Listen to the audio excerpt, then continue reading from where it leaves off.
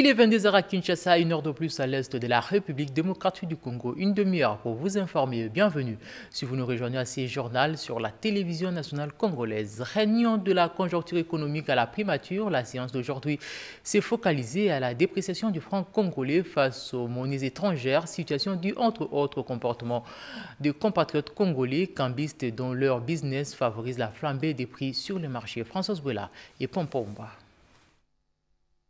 Comment comprendre qu'avec des allègements accordés par le gouvernement pour protéger l'activité économique et les emplois contre les effets de la crise sanitaire, l'on observe une augmentation des prix de certains biens? Ce mardi 28 juillet 2020, le comité de conjoncture économique sous la direction du Premier ministre Ilunga Ilunkamba s'est focalisé sur ces faits. Le gouvernement ne s'explique pas cette flambée. Les prix sont en train de flamber en même temps. D'une part, il y a des exonérations, des allègements que l'État a accordés. D'autre part, les prix sont en train de monter quelque part. Nous ne jouons pas franc jeu. Le gouvernement invite tout le monde à observer une attitude patriotique. Tout le monde, opérateur économique, opérateur social ou politique, il faudra que nous puissions regarder tous dans la même direction. Nous avons besoin des efforts de tout le monde.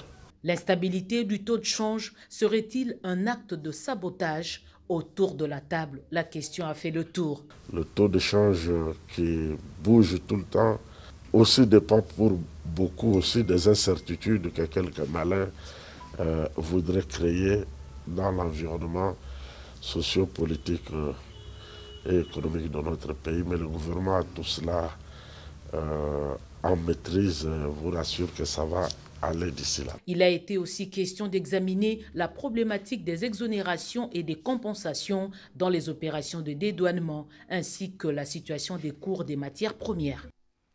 Un opérateur économique a pris la poudre d'une scampette après avoir importé près de 20 tonnes de pilchard impropres à la consommation. Ces produits ont été interceptés par les agents de l'Office congolais de contrôle vers Kasumbalesa. Nous sommes là dans la province du Haut-Katanga. La destruction de ces produits a été immédiate par ces mêmes agents de ces services de l'État appelés notamment à assurer la protection des consommations de la population. Jacques Méjiti-Bopa pour les reportages. Destiné à protéger la population congolaise sur le plan alimentaire, l'Office congolais des contrôles reste vigilant et intensifie ses contrôles aux frontières. À Kasumbalesa, dans la province du Haut-Katanga, à la frontière RDC-Zambie, les agents de l'OCC ont mis la main sur 20 tonnes de pilchards vivaux impropres à la consommation qui ont été détruits sans atermoiement.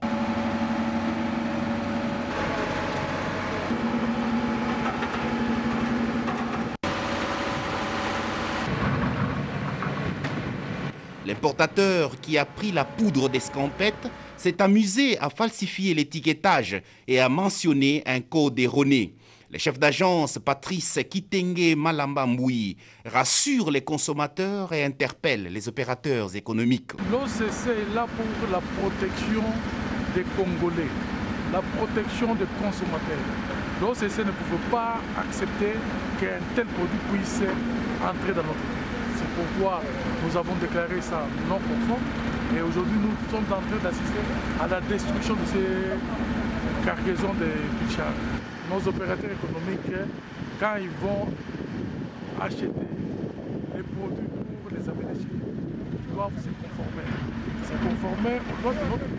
La République démocratique du Congo n'étant pas une poubelle, aucun produit non conforme aux normes n'entrera au pays et une fois intercepté, l'essor sera le même. La destruction totale, a insisté le chef d'agence, gare aux escrocs, aux fraudeurs. De la FRDC au service de la population avec une expertise approuvée dans les secteurs des infrastructures routières, génie militaire. Ces services associés à l'Office de voirie et drainage ont exécuté les travaux de réhabilitation de l'avenue Kianza. Les reportages que nous vous proposons, l'inauguration de cet ouvrage qui relie les deux communes de Lemba et celle d'Engaba. William Tunakov pour les commentaires.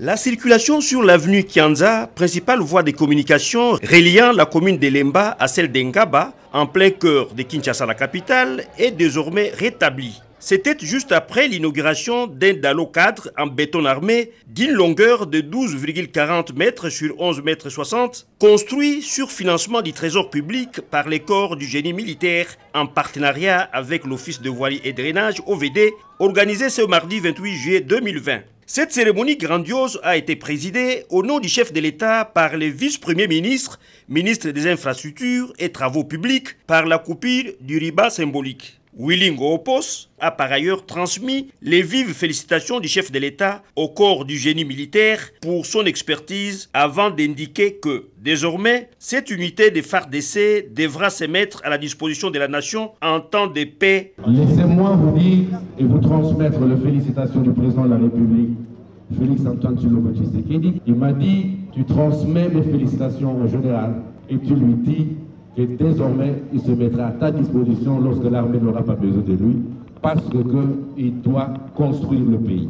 Dans son mot de circonstance prononcé peu avant celui du numéro 1 des ITP, le directeur général de l'OVD, ingénieur Victor Toumba Tchikela, a remercié le président de la République Félix Antoine Tshisekedi Tshilombo et le gouvernement central pour avoir disposé des moyens nécessaires pour la réalisation de cet ouvrage, a salué le partenariat OVD Corps du génie militaire. Je voudrais saluer le partenariat du Corps du génie militaire avec l'OVD qui a permis à ce jour que nous puissions avoir cet ouvrage. C'est pour dire que dans notre armée, il y a l'expertise éprouvée, des gens capables de mener à bien de grands travaux. Auparavant, le commandant des corps du génie militaire, le général-major Marcel Mbouyou Laïlaï, avait rappelé la mission confiée à son unité et exécutée en 4 phases. À savoir la démolition de l'ouvrage existant et l'évacuation des débris. Le curage de la rivière sur un tronçon de 100 mètres de part et d'autre du pont. La construction d'un dallo proprement dit. Et l'aménagement de rampes d'accès en chaussée souple de 50 mètres de part et d'autre du dallo. On a noté, au cours de cette cérémonie inaugurale, la présence de plusieurs autorités, dont le directeur général adjoint de l'OVD, Pico Mwepu Kanyantabilonda, du directeur provincial de Kinshasa, ingénieur Franck Kalumba, et des bourgmestres de Lemba et d'Engaba, ainsi qu'une foule immense des habitants de ces 2 municipalités, venus certainement pour témoigner leur soutien indéfectible à Félix Antoine Tshisekedi Tshilombo, qui a tenu sa promesse. Le service neurochirurgie de l'hôpital général de référence de Kinshasa sera doté d'un bâtiment digne de ce nom. Le vice-ministre du plan, Frédéric Kita, qui a remis un lot de sacs de ciment gris, a visité les travaux en cours. Cédric Kenina pour les détails. Partenariat public-privé. Les pavillons neufs de l'hôpital général de référence de Kinshasa, qui abrite les services de neurochirurgie, fera bientôt peau neuve, et à ces travaux s'ajoute la construction d'une salle d'opération. C'est ce qui explique la visite du vice-ministre du plan Frédéric Kita, qui a tenu à remercier la fondation Kadima qui en est l'initiatrice. Vous savez, tant que l'État, tant que gouvernement, on ne pouvait pas non plus rester insensible. C'est la raison de ma présence ici. Et je crois que vous avez vu, personnellement, j'ai apporté quelques sacs de ciment pour la réhabilitation de ces pavillons. Et on sera encore ici dans 48 heures pour apporter d'autres matériels nécessaires. Et je suis très ravi parce que le docteur ici à ma droite, qui fait du très bon travail, qui est un neurochirurgien, a ces soucis-là d'aider ses compatriotes, ses frères et sœurs congolais. C'est pourquoi je vais moi-même personnellement voir avec la haute hiérarchie pour que cet hôpital de référence. Parce que nous savons que dans cet hôpital, on a vu naître des dignitaires, on a vu être des hommes d'État, et même c'est là qui nous gouverne aujourd'hui. Sur ce, le gouvernement de la République apporte également sa contribution avec ses lots importants de ciment. Nous profitons de l'occasion pour remercier la Fondation Kadima qui a pris cette initiative de venir soutenir la réhabilitation d'un pavillon qui va abriter le service de neurochirurgie. Une fois les travaux finis, patients et médecins pourront se retrouver dans un cadre confortable, propice aux soins de santé de qualité.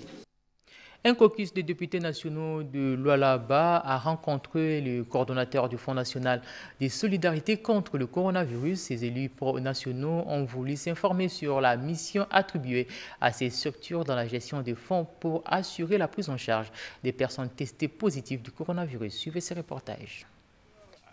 Nous adresser un tableau de la situation actuelle, un tableau qui fait ressortir le fait qu'il y a un besoin en fonds, mais les fonds ne suivent pas comme il se devait. Et nous, en tant que députés nationaux, nous devons faire un plaidoyer auprès des différentes autorités pour que ce qui doit lui revenir puisse atterrir dans la caisse du Fonds national. Autrement, son travail sera très difficile. Les élus vont se concerter pour donner à leur niveau une petite contribution. Les élus vont aussi faire le plaidoyer auprès des différentes institutions parce qu'il y a de l'argent qui est en train de dormir quelque part dans les banques, mais qui n'arrive pas au niveau du fonds, le fonds qui en a urgemment besoin pour pallier à cette situation de Covid-19.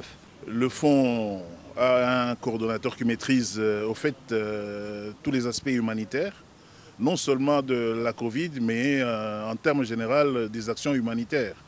Il nous a brossé succinctement le rôle de ce fonds institué par le chef de l'État et il nous a parlé aussi de ses difficultés.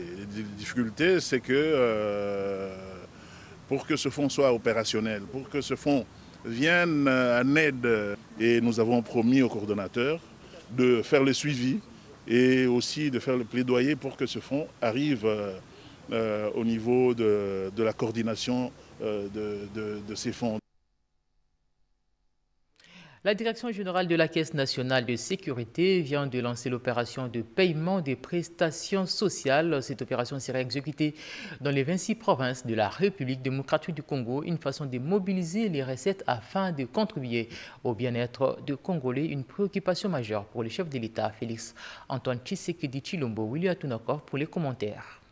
Le bien-être social du peuple congolais en général et en particulier celui des prestataires sociaux du régime général de sécurité sociale est l'une des priorités du quinquennat du président de la République Félix Antoine Tshisekedi Tshilombo. Voilà qui justifie les lancements depuis plus d'une semaine déjà par la Direction générale de la Caisse nationale de sécurité sociale, CNSS, de l'opération de paiement des prestations sociales du deuxième trimestre sur toute l'étendue de la République démocratique du Congo. La direction générale de cet établissement public à caractère technique et social, chapeautée de maître par Mme Agnès Mouad Nawej Katang, qui tient à honorer ses engagements à terme échu, a à cette occasion invité tous les bénéficiaires de bien vouloir se diriger chacun dans sa banque habituelle. C'est là pour la réussite de cette opération salutaire de haute portée sociale en cette période de confinement due à la crise sanitaire causée, vous le savez, par la Covid-19. Question certainement pour la Direction générale de la CNSS de combattre la pauvreté, l'exclusion et la vulnérabilité, surtout pour les personnes de troisième âge. Le ministre du Développement rural a échangé avec une équipe de génie militaires des FARDC pour apporter leur expertise dans la construction de certains axes routiers en République démocratique du Congo. Redépendant pour les détails.